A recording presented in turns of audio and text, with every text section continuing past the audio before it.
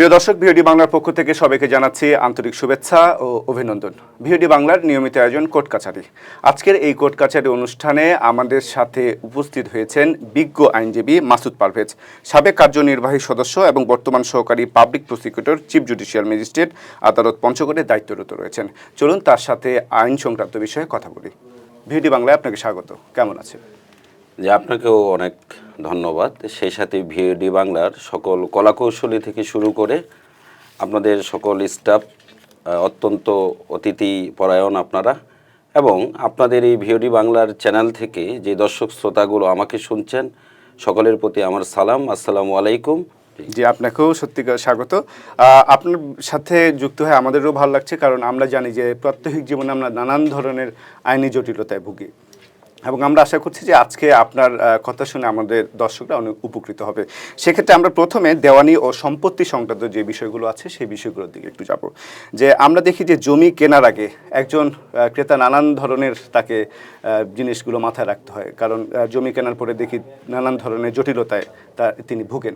তো কি কি জিনিস মাথায় রাখলে অন্তত জমি কেনার পরে সেই সমস্যাগুলোর সম্মুখীন তারা হবেন না? জি, আপনাকে অনেক ধন্যবাদ। আমরা সাধারণত জমি ক্রয়ের ব্যাপারে বাংলাদেশে যে বিষয়টি, সেটির অনেক আইনি জটিলতা আমাদেরকে উত্তরণ হতে হয় যদি কোনো ধরনের ঝামেলার সৃষ্টি হয়। সাধারণত একজন ব্যক্তি যদি জমি কিনতে যায়, সর্বপ্রথম সেই ব্যক্তিটিকে জমির মালিকানার বিবরণগুলো সম্পর্কে খোঁজ নিতে হয়। এখন প্রশ্ন হচ্ছে, এই জমির মালিকানার বিষয়গুলো সম্পর্কে সে কোথা থেকে খোঁজ দিবে? আমরা বিভিন্ন জায়গায় এই জমির মালিকানার বিষয়গুলো সরকার কর্তৃক সংরক্ষিত থাকে, সেই অথরিটিগুলো কি এটা আমাদের আগে জানা উচিত। প্রথম অথরিটি হচ্ছে, আপনি দেখবেন প্রত্যেকটি জেলায় একটি রেকর্ড রুম রয়েছে, সেখানে জমির মালিকানার রেকর্ড রয়েছে। জেলা এবং উপজেলা পর্যায়ে জেলা রেজিস্ট্রার, সাব রেজিস্ট্রারি রয়েছে।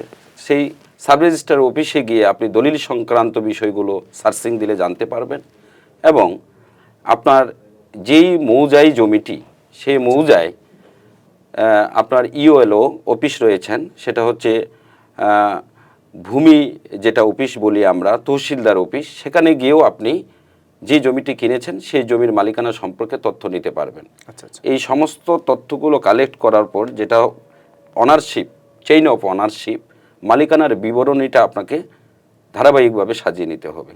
ধরেন যে শুরুর দিকে আমাদের দেশে সাধারণত যেই খতিয়ান বলি আমরা, জমির মালিকানা সংক্রান্ত যে ডকুমেন্ট, সেটা হচ্ছে খতিয়ান। আমাদের দেশে 4 থেকে 5 ধরনের খতিয়ান রয়েছে প্রচলিত: সিএস খতিয়ান, এসএ খতিয়ান, এবং আরএস অথবা বিএস, এবং সিটি জরিপ যেটা আমরা বলি সিটি এলাকার জন্য। সেই খতিয়ানগুলো ভূমির মালিকানা, যেই জমি, যার জমি কিনতেছেন আপনি, তার যে অংশ সেটি সঠিক আছে কিনা, এটি যাচাই বাছাই পূর্বক যদি কখনো হস্তান্তরিত হয় এই সম্পত্তি, তাইলে এখানে বায়া দলিল থাকে।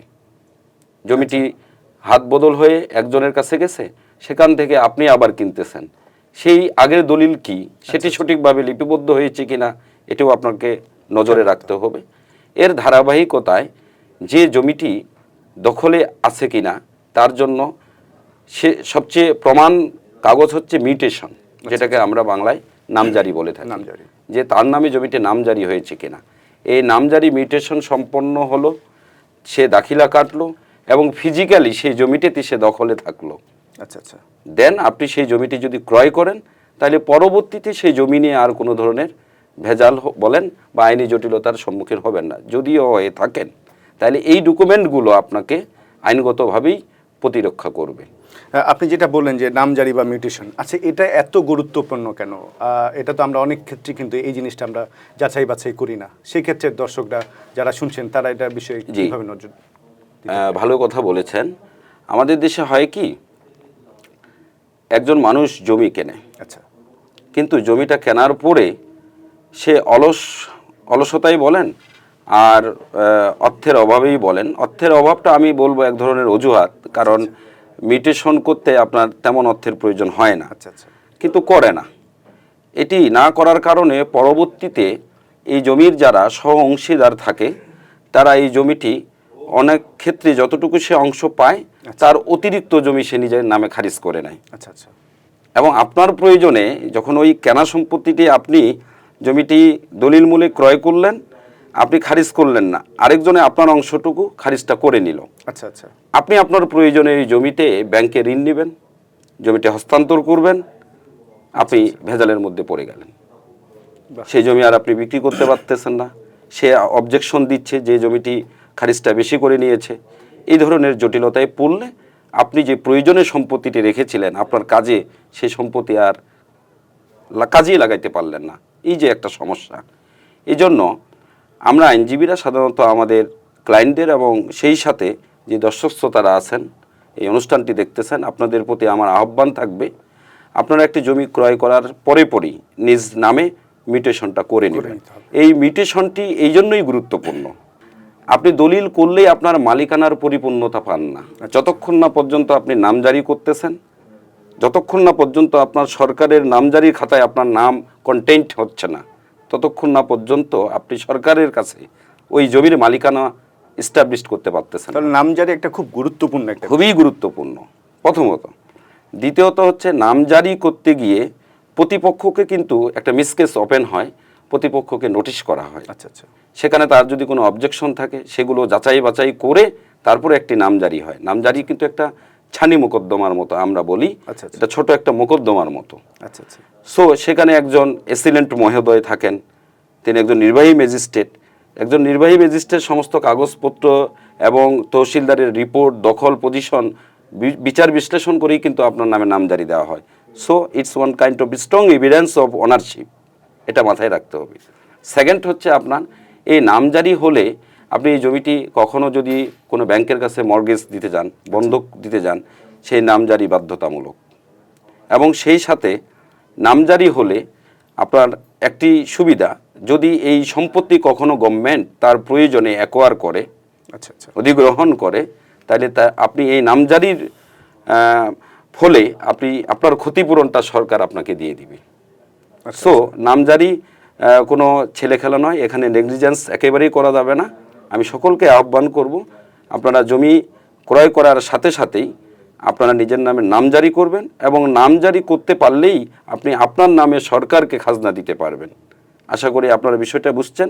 সেই সাথে একটি সম্পূরক আমি প্রশ্ন বা উত্তর আমি বলছি, সেটি হচ্ছে আপনি যখন নামজারিটা করলেন, আচ্ছা, এটি নিজেদের নামেও অনেক সময় নিজেদের জমি না ক্রয় করলেও পৈতৃক সূত্রে প্রাপ্ত সম্পত্তিও নিজ নিজ অংশে হিস্সা অনুযায়ী আপনি নামজারি করতে পারেন। কিন্তু আপনি হয়তোবা দেখেন যে এটি অল্প কোনো সমস্যা থাকলে আপনি এটা সমাধান করে ফেলবেন, কিন্তু ব্যাপক অর্থে যদি কোনো সমস্যা থেকে থাকে তবে সেটা অবশ্যই আপনি বিজ্ঞ দেওয়ানি আদালতে গিয়ে মামলা করেই সেই সমস্যার সমাধান করে এই নামজারি বা রেকর্ড সংশোধন আপনি করে নিতে পারবেন বিজ্ঞ আদালতে রেকর্ড সংশোধনের মাধ্যমে। আশা করি বিষয়টি আপনারা বুঝতে পেরেছেন। চমৎকার। আমরা আশা করছি আপনার এই উত্তরের মাধ্যমে আমাদের দর্শক উপকৃত হবে। সেক্ষেত্রে আপনি পৈতৃক সম্পত্তির একটা কথা বলেন। পৈতৃক সম্পত্তির ক্ষেত্রে আমরা আমাদের দেশে দেখি যে এই ভাগাভাগির ক্ষেত্রে দেখা যাচ্ছে যে তার অংশীদার তার প্রাপ্য অংশটুকু দিচ্ছে না। এই নিয়ে কিন্তু নানান ধরনের আইনি জটিলতা, মারামারি আমাদের দেশে লেগে থাকে। সেই ক্ষেত্রে তার যে প্রাপ্য অংশটুকু পৈতৃক সম্পত্তির, এটা করতে হলে তার কি কি করতে হয়? আপনাকে ধন্যবাদ। আপনি খুব একটি গুরুত্বপূর্ণ কথা বলেছেন।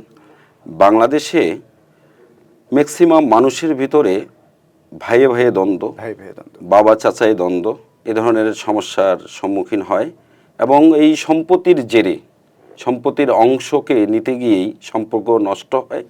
এই সম্পর্ক নষ্ট হওয়ার পর থেকে সেটি এমন একটা পর্যায়ে চলে যায়, হাতাহাতি পর্যায়ে, যে দুই পরিবারের মধ্যে এমন একটা বিরোধের পর্যায়ে চলে যায় যেটি খুবই আসলে অপ্রীতিকর।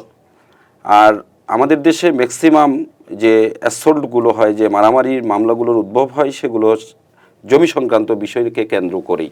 জমি সংক্রান্ত বিষয়ে যদি নিজের শরিকদের ভিতরে কোনো ধরনের দ্বন্দ্ব বা শত্রুতামি এই সব অকারেন্সের মধ্য দিয়ে যেতে হয়, এটা হয় কি, যেই পক্ষের শক্তি আছে, মাসেলস পাওয়ার আছে, সেই পক্ষ সবসময়, আপনি জানেন যে সবলরা সবসময় দুর্বলদেরকেই নির্যাতন করে। তো এই একটা ক্ষেত্রে আপনি যখন দেখবেন যে আপনি আপনার সম্পত্তির ন্যায্য হিস্সাটা পাচ্ছেন না, আপনি তখন শুরুর দিকে স্থানীয় গণ্যমান্য ব্যক্তিবর্গ এবং যারা জমি সংক্রান্ত সম্পর্কে বিষয়ে অভিজ্ঞ তাদের পরামর্শ নিতে পারেন। স্থানীয় সরকার রয়েছে, বিভিন্ন বডি রয়েছে, আরবিট্রেটর কাউন্সিল রয়েছে, তাদের মাধ্যমে আপনি চেষ্টা করতে পারেন। যদি যেই পক্ষের কাছ থেকে আপনি অংশটা পাচ্ছেন সে ওই আরবিটরি কাউন্সিলকে বা আপনার আত্মীয় স্বজন গণ্যমান্য ব্যক্তিকে মানতেছে না, সেক্ষেত্রে আপনি কি করবেন? সেক্ষেত্রে আপনাকে অবশ্যই দেওয়ানি আদালতের শরণাপন্ন হতে হবে। আচ্ছা আচ্ছা। আপনি দেওয়ানি আদালতে যাবেন, দেওয়ানি আদালতে গিয়ে আপনি একজন বিজ্ঞ আইনজীবীর মাধ্যমে আপনি আপনার আর্জি মেক করবেন, তৈরি করবেন, বিজ্ঞ আদালতে দাখিল করবেন, সেই সমর্থনে অনার অফ চেইন এবং আপনার মালিকানার সমর্থনে সমস্ত কাগজপত্র হয় মূল কপি নতুবা জাবেদা নকল বা সার্টিফাইড কপি আমরা যেটা বলি, সেগুলো আপনি বিজ্ঞ আদালতে আইনজীবীর মাধ্যমে দাখিল পূর্বক আপনি কোর্টে মামলা যদি করেন, নিঃসন্দেহে কোর্ট যাচাই বাছাই অন্তে আপনার একদম যথার্থ এবং যৌক্তিক যে হিস্সা বিজ্ঞ আদালত আপনাকে সেটি ছাহাম আকারে আপনার প্রাপ্যটুকু বুঝিয়ে দিবেন। আমি সবসময় একটি কথা বলি যে জীবনটা খুব মূল্যবান, আপনি সম্পত্তির জন্য নিজের জীবনকে বিপদে ফেলবেন না। যেখানে বাংলাদেশে আইন রয়েছে, প্রচলিত আইনে আপনার সম্পত্তি বিজ্ঞ আদালতের মাধ্যমে বুঝিয়ে নেওয়ার সুযোগ রয়েছে, সেখানে আপনি নিজে এমন একটা সিচুয়েশনের মধ্যে যাবেন না যেটা আপনার জীবনকে বিপন্ন করতে পারে। বাহ, চমৎকার বলেছেন আপনি। এই জায়গায় আমার একটা ছোট্ট প্রশ্ন, আমরা দেখেছি যে অনেকেই আইনের সহায়তা নিলেও দেখা যায় যে পুলিশের টাকা খেয়ে পুলিশ তার কাজ করছে না, এই ধরনের নানান ধরনের তথ্য আমরা পাই, বিশেষ করে গ্রাম অঞ্চলগুলোতে দেখা যাচ্ছে যে পুলিশের কাছে গিয়েছে, এক পক্ষ এত টাকা দিচ্ছে, তার পক্ষ ডাবল টাকা দিয়ে পুলিশে হাত করে নিচ্ছে। এই বিষয়টা আপনি ফেস করেছেন কিনা, বা এটাকে কিভাবে আপনি মূল্যায়ন করবেন? জি, মানে অত্যন্ত দুঃখজনক হলেও সত্য, আমাদের কিছু কিছু অসাধু প্রশাসনের ব্যক্তিদের কারণে পুরো প্রশাসনটাকে আমরা আসলে দোষারোপ করি। সকলেই যে খারাপ আমি তা বলবো না, আমি সবসময় ইতিবাচক চিন্তা করি, তবে কথাটা কিছু কিছু ক্ষেত্রে সত্য। এই জন্য আমার যেটা বিষয় হচ্ছে, দেখুন, জমাজমি সংক্রান্ত বিষয়ে আইনগতভাবে বলা আছে আপনি থানায় প্রশাসনে এর সুরাহা পাবেন না। আচ্ছা। জমি সংক্রান্ত কোনো ধরনের অকারেন্স সৃষ্টি হলে, ফৌজদারি অপরাধ তৈরি হইলে, সেই ফৌজদারি অপরাধটাকে প্রতিহত করার জন্য বা যে পক্ষ আপনাকে হার্ম করতেছে, ক্ষতি করতেছে, সেই পক্ষকে আইনের আওতায় নিয়ে আসার জন্য আপনাকে থানায় বা পুলিশ বা প্রশাসনের সহায়তা নিতে হবে। কিন্তু আইনে বলা আছে পুলিশ বা প্রশাসন কখনো জমি সংক্রান্ত বিষয়ে সেটেল করতে পারে না। আচ্ছা আচ্ছা।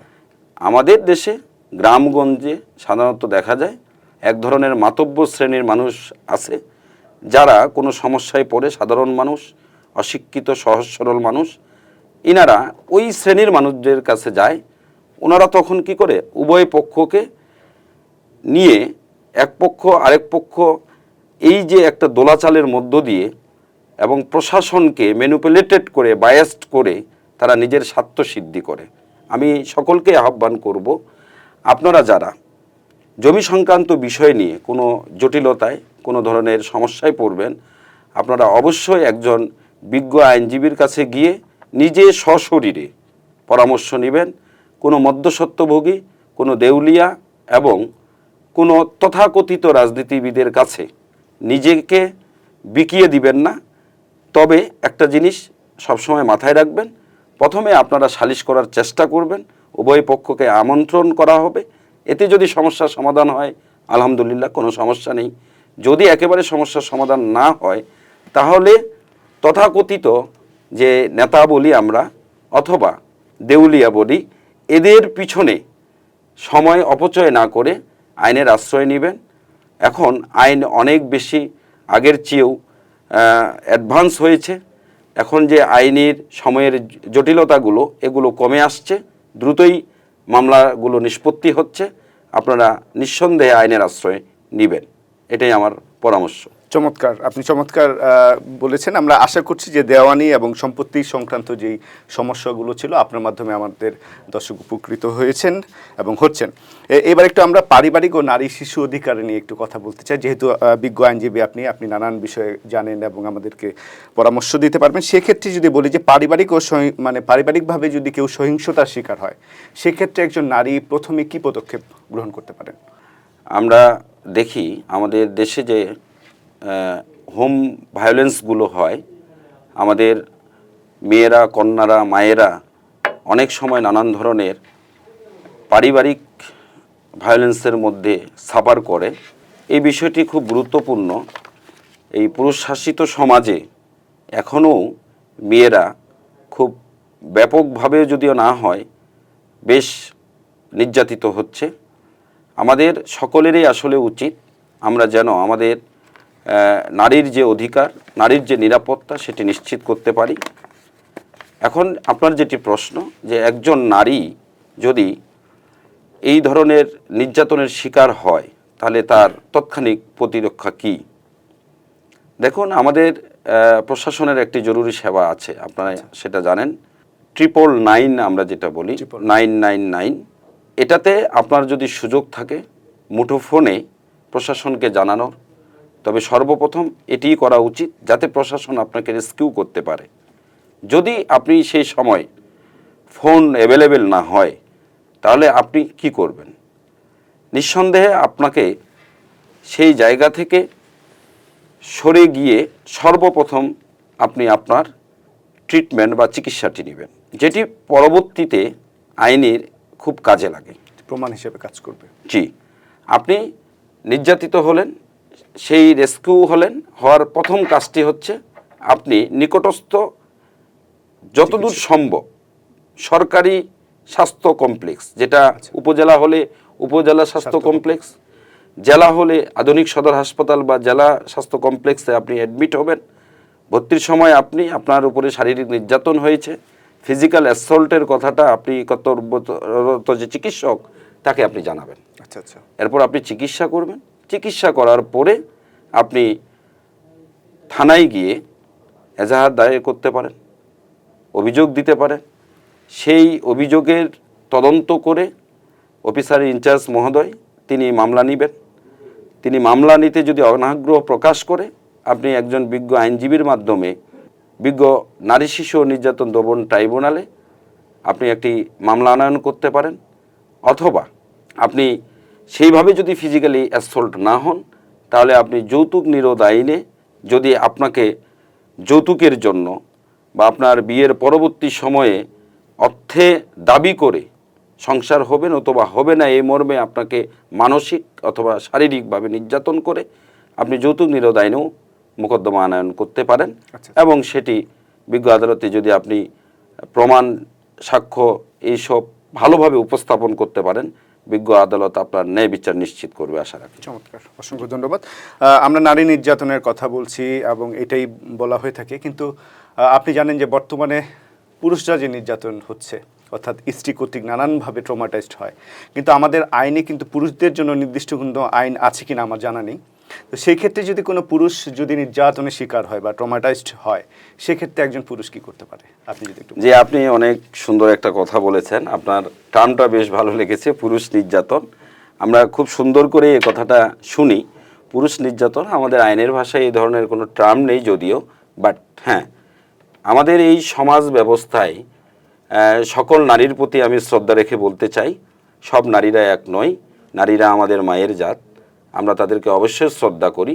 কিন্তু কিছু কিছু ক্ষেত্রে দেখা যায় কিছু একরোখা নারী এবং খুব জেদি টাইপের নারীদের কারণে সংসারে অশান্তির সৃষ্টি হয় এবং হাইলি ডিমান্ড থাকে তার। যে ধরুন, আমি একটা আপনাকে উদাহরণ দিয়ে বলি, যেহেতু আপনি এমন একটা ক্রিটিক্যাল কোশ্চেন করেছেন, একটু উদাহরণ না দিলে হয় না।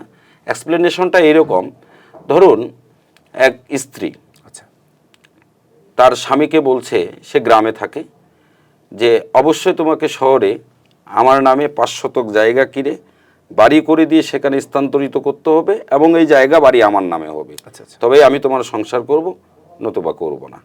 এটিও ওয়ান কাইন্ড অফ ডাউরি। স্ত্রীর পক্ষ থেকে স্বামীর কাছে চাওয়া, ফোর্স করা, it's one kind of dowry, মানে যৌতুক। এই আমাদের একটি ধারণা আছে যে শুধু নারীরাই বা স্ত্রীরাই স্বামীর নামে যৌতুকের মামলা করতে পারবে, কিন্তু আইনে সুস্পষ্ট উল্লেখ রয়েছে কনে অথবা বর উভয় ক্ষেত্রে যদি এই ধরনের যৌতুকের দাবি আসে, এই ধরনের চাওয়া হয়, আচ্ছা আচ্ছা সেটা বরের পক্ষের কেউ হোক অথবা কনের পক্ষের কেউ হোক, আচ্ছা কি স্ত্রী হোক কিংবা স্বামী হোক, স্বামী হোক। উভয় পক্ষের যে কোনো পক্ষে যদি দাবি করে, তাহলে বিজ্ঞ আদালতে সে মামলা করবে। এবং যদি স্বামী প্রমাণ করতে পারে যে তার স্ত্রী এই ধরনের ডিমান্ড করেছিল, করেছেন। নতুবা সে সংসার করবে না, এভাবে তাকেও শারীরিক মানসিক নির্যাতন করা হয়েছিল, বিজ্ঞ আদালত তারও এই বিচার সুনিশ্চিত করবে। অতএব আইনে সুস্পষ্ট পুরুষ নির্যাতনের কোনো আইন না থাকলেও এই আইনটাও অনেক ক্ষেত্রে পুরুষকে প্রোটেক্ট করে। বাহ, চমৎকার। আমরা আশা করছি আজকের এই অনুষ্ঠানে নারীর পাশাপাশি পুরুষরা যারা শুনছেন, আপনার কথার মাধ্যমে ওনারা অনেক উপকৃত হয়েছেন, এবং আমরা চাই যে এই ধরনের ঘটনা যেন সমাজে না ঘটুক। তারপরেও তো বলতে হয় যে আপনি জানেন যে এখন আমাদের সমাজে বিবাহ বিচ্ছেদ যে ঘটনাটা ঘটছে, এটা কিন্তু এখন আগের তুলনায় অনেকখানি বেড়েছে। সেই ক্ষেত্রে একজন নারী যদি তার স্বামীকে তালাক দেয়, সেক্ষেত্রে মহারণার টাকাটা সেই স্ত্রী পাবে কিনা, এই ধরনের একটা আইনি জটিলতা রয়েছে। আসলে কি সেই স্ত্রী কি সেই মহারণাটা পেতে পারে? আপনাকে ধন্যবাদ। এটা আসলে আইনি জটিলতা নয়, বিষয়টা হচ্ছে একটা ভ্রান্ত ধারণা রয়েছে। আচ্ছা। অনেকে মনে করে যে স্ত্রী যদি স্বামীকে স্বেচ্ছায় তালাক দেয়, তবে সে পরবর্তীতে আর তার মহারানা এবং খোরপোশ দাবি করতে পারবে না। বিষয়টি ঠিক এরকম নয়। বলা হচ্ছে যে দেনমোহর অথবা যেটা আমরা মহারানা বলি, সেটি বিয়ের সময়ে তার স্বামীর কাছ থেকে সে পাবে। আচ্ছা এটা আমাদের মুসলিম যে রীতি, মুসলিম যে বিধি, এটাই বলে, এবং আমাদের আইনেও তা বলা রয়েছে।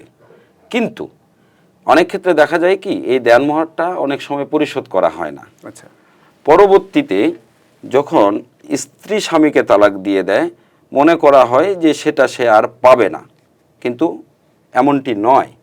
আইনে সুস্পষ্টভাবে বলা আছে, স্ত্রী তার স্বামীর সংসার চলমান, আচ্ছা কন্টিনিউয়াস কন্টিনিউয়াস সংসার হচ্ছে, দাম্পত্য জীবন পালন হচ্ছে, তার বাসায় থেকে তার স্বামীকে সে দেনমোহর আদায় করতে পারবে এবং স্বামী দিতে আইনগতভাবে বাধ্য। যেখানে স্ত্রী তার স্বামীর সাথে দাম্পত্য জীবন পালন করছে, সেখানে সে দাবি করতে পারবে এবং সে দেনমোহরানা পাবে, আইন বলতেছে। তাহলে সে কি, এই ক্ষেত্রে আবার কিভাবে হয় যে স্ত্রী তাকে তালাক দিলেও বলেই তার দেনমোহরানা আর দিতে হবে না স্বামীকে? এটা কি কখনো সম্ভব? কখনোই সম্ভব না। স্ত্রী তালাক দিলেও স্বামীকে সে আইনগতভাবে তার দেনমোহরানা পাবে এবং নিশ্চিত এটা আদায় করতে হবে। বাহ, চমৎকার। আসলে আপনার বিষয়ে যত কথা বলছি, প্রশ্নের উত্তরগুলো আপনি এত সহজ করে বলছেন যে আমরা আশা করছি আমাদের দর্শকরা সেগুলো বুঝতে পারছেন। আমি চেষ্টা করতেছি আপনার এই প্রশ্নের উত্তর দেওয়ার। জি, আমি আবারও পুরুষের ক্ষেত্রে আসবো। যে আমরা দেখি যে পুরুষরা দ্বিতীয় বিবাহ করবার ক্ষেত্রে একটা জটিলতা থাকে, যে তিনি প্রথম স্ত্রীর মানে সম্মতি নিতে হয়, পরে সম্মতি না নিলে দেখা যায় যে নানান ধরনের আইনি জটিলতায় পড়তে হয়। আসলে এটা আইনে কি বলা আছে যে একজন পুরুষ যখন দ্বিতীয় বিবাহ করতে যাবেন, একটু যদি? জি, আপনি একটা সুন্দর কথা বলেছেন যে একজন পুরুষ যদি একাধিক বিয়ে করে, দ্বিতীয় বিয়ে বলেন, তৃতীয় বলেন, কারণ আমাদের ইসলামী রীতিনীতিতে একটা বিষয় আছে যে একজন স্বামী সে 4টি বউ রাখতে পারবে। আচ্ছা, যদিও আমরা একটাই যথেষ্ট আমাদের কাছে মনে হচ্ছে। তো যাই হোক, এটা যেহেতু একটি আইনি প্রশ্ন, যে অনেকে আসলে দ্বিতীয় বিয়ে করতে গিয়ে তিনি কি প্রসিডিউর মেনটেন করলে পরবর্তীতে প্রথম স্ত্রী কর্তৃক সে কোনো ধরনের আইনি জটিলতায় পড়বে না, সেটি কি ব্যাখ্যা আইনিভাবে? প্রশ্নটি সুন্দর। বিষয়টা হচ্ছে, দেখেন, কখনো একাধিক বিয়ে করাটা কতটুকু সূক্ষ্ম হবে আপনি বুঝতে পাচ্ছেন। তারপরেও কেউ যদি দ্বিতীয় বিয়ে করতে চায়, সে অবশ্যই ইসলামী রীতিনীতিগুলোকে ফলো করবে, এবং সেই সাথে দ্বিতীয় বিয়ে করতে গেলে আইনে স্পষ্ট বলা আছে প্রথম স্ত্রীর অনুমতি লাগবে। এই আইনটি এখন একটু মডিফাই হয়েছে। এই আইনটিতে নতুনভাবে বলা হয়েছে, একটি সাম্প্রতিক মহামান্য হাইকোর্টের একটি অবজারভেশন এসেছে যে এটার জন্য একটি আরবিটরি কাউন্সিল তৈরি করা হবে। সেই আরবিট্রারি কাউন্সিলের মধ্যে আমাদের স্থানীয় সরকারের যিনি চেয়ারম্যান মহোদয় আছেন উনি সহ আরও একাধিক ব্যক্তির একটি কমিটি থাকবে। সেখানে আপনি দরখাস্ত করবেন, দরখাস্ত করার পরে যিনি বিয়ে করতে চান দ্বিতীয়, সেখানে উভয় পক্ষের কথা শোনা হবে এবং সেখান থেকে একটি অনুমতিপত্র বা সে দ্বিতীয় বিয়ে করবে কি না সে মর্মে একটি প্রত্যয়ন দেওয়া হবে। দেন সে দ্বিতীয় বিয়ে যদি করে পরবর্তীতে তাহলে প্রথম স্ত্রী, আমাদের সমাজে দেখা যায় যখন দ্বিতীয় বিয়ে করা হয় তখন প্রথম স্ত্রী আইনের যে ফাঁক ফোকর আমরা যেটা বলি তার বিরুদ্ধে অনেক সময় নারী শিশু নির্যাতন দমন আইনে মামলা করে, অনেক সময় যৌতুক নির্যাতন আইনে মামলা করে। সে মামলাটি হয়তো বা সে প্রমাণ করতে না পারলে পরবর্তীতে আসামি খালাসও পায়, কিন্তু মামলা হয়ে গেলে মামলার তো একটা জটিলতা আছে, গ্লানি আছে। সেটি থেকে পরিত্রাণের জন্য সবচেয়ে উপায় হচ্ছে আপনি দ্বিতীয় বিয়ে যিনি করতে চান তিনি অবশ্যই যেন আরবিট্রারি কাউন্সিলের অনুমতি নেন। তাহলে পরবর্তীতে উনি মামলা করলে সেই মামলাটি যে ম্যাটার অফ ফ্যাক্ট, ঘটনার যে প্রবাহ, এই অনুমতিটাই বিজ্ঞ আদালত এবং আইনের কাছে অনেক গুরুত্বপূর্ণ ভূমিকা পালন করবে এবং স্বামীকে কিছুটা হলেও রক্ষা করবে। বাহ, চমৎকার। দর্শক, আমরা কিন্তু দ্বিতীয় বিবাহ করবার প্রমোট করছি না, কিন্তু আমরা যে সমস্যাগুলো হয় আমরা সমস্যাগুলো শুনে নিলাম। আপনি চমৎকার বলছেন। আমি একেবারে শেষ প্রশ্নে আসবো, আমাদের অনুষ্ঠানের শেষ দিকে। আমরা গরিব একটা দেশ, হ্যাঁ, আমাদের এখানে নানান ধরনের আইন সংক্রান্ত মামলা হয়, কিন্তু আমার মামলা চালাবার কোনো ধরনের এবিলিটি নাই, আমি নিঃস্ব। সেই জায়গা থেকে একজন নিঃস্ব মানুষ, একজন গরিব মানুষ, তার টাকা নাই, পয়সা নেই, সে কিভাবে মামলা চালাবে? কিন্তু তার মামলাটা করার খুব প্রয়োজন, সেই ব্যাপারে আপনি কি বলবেন? জি, আপনাকে ধন্যবাদ। অনেক সময় উপযোগী এবং যুগোপযোগী একটি প্রশ্ন করেছেন। আমাদের সমাজে অনেক সময় সাধারণ মানুষ এবং যারা নিডিটি পিপুল তারা যদি কোনো আইনি জটিলতার মধ্য দিয়ে যায়, তারা এই কোর্ট কাছারি, একজন আইনজীবী, এইসব বিষয়গুলোতে তাদের একটু ভয়ভীতি কাজ করে।